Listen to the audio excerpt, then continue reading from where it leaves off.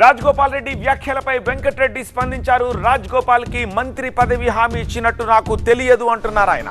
మంత్రి పదవి ఇప్పించే పరిస్థితుల్లో నేను లేను అని కూడా అన్నారు. అంతా హైకమాండ్ రాష్ట్ర నాయకత్వం చూసుకుంటుంది, నేనే కాదు ఎవరు ఈ విషయంలో జోక్యం చేసుకోలేమంటూ వెంకటరెడ్డి క్లారిటీ ఇచ్చారు.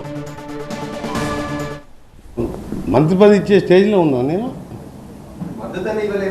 మద్దతు కాదు, ఇది జాతీయ పార్టీ. జాతీయ పార్టీలో కొన్ని సిస్టమ్, దాని ప్రకారం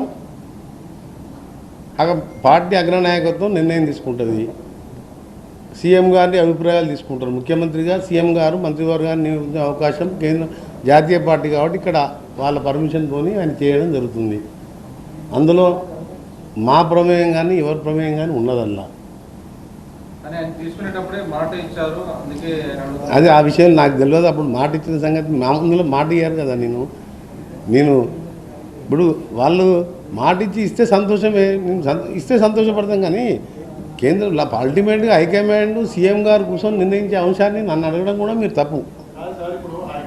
నా చేతులు లేని విషయాన్ని అడిగితే నేనేం చెప్పలేను.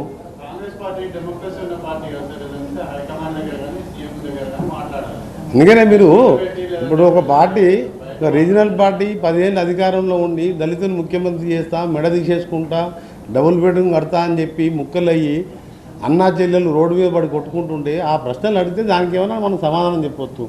ఎందుకంటే అది రీజనల్ పార్టీ కాబట్టి. ఈ జాతీయ పార్టీలో నేను ఒక మంత్రివర్గ సభ్యుని, senior one of the senior member అనుకోండి. 6 టైమ్స్ గెలిచిన దాంట్లో కాంగ్రెస్ పార్టీలో నేను, ఉత్తమ్ కుమార్ రెడ్డి గారు 6 టైమ్స్, ఆయన మధ్యలో 3 నెలలు ఎక్స్ట్రా 7th టైం గెలిచాను. నేను 6 టైమ్స్ గెలిచాను. నేను ఆర్గనైజేషన్లో ఎన్ఎస్పీ యూత్ కాంగ్రెస్కి వెళ్ళి ఉన్నా.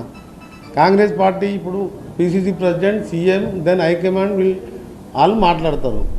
మీరు రాష్ట్రంలో జరిగే పరిస్థితులు ఏమైనా అడుగుతుంటే ఇది ఫస్ట్ మీరు నా ప్రియారిటీ ఐటెం నాది నేషనల్ హైవే, ఈరోజు అన్నీ ఆయనతో అప్రూవ్ చేయించుకున్నాను.